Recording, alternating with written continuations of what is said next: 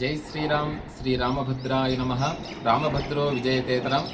3వ తేదీ మంగళవారం, రేపు సాయంకాలం 3:20 నుండి 6:47 వరకు మనకు చంద్రగ్రహణము.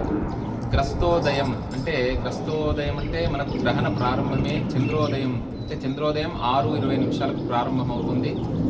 కావున ఆ 6:20 నుండి మనకు ఎప్పుడైతే దర్శనం అవుతుందో ఆ సమయం నుండి నియమాలు పాటించాలి. 6:20 నుండి 6:47 వరకు మనం తప్పకుండా నియమాలు పాటించాలి.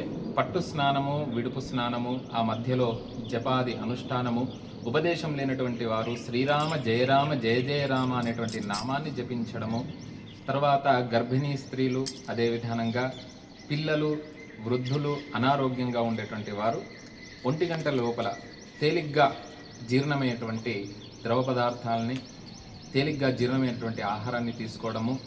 కావున ఆ సమయంలో తప్పకుండా ద్వాదశ రాశుల వారు తప్పకుండా ఈ గ్రహణ నియమాలు భారతదేశం అంతటా కూడా కనిపించును. కావున తప్పకుండా గ్రహణ నియమాలు పాటించి ఆ రామభద్ర స్వామి వారి యొక్క అనుగ్రహాన్ని, కులదేవత అనుగ్రహాన్ని పొందగలరు.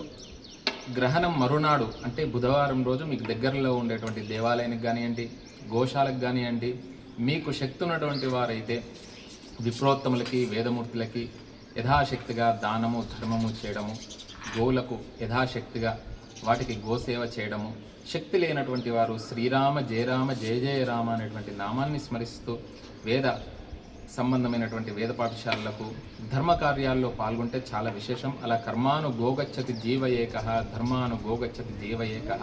మనం చేసినటువంటి కర్మ తప్పకుండా మన వెంబడి ఉంటుంది.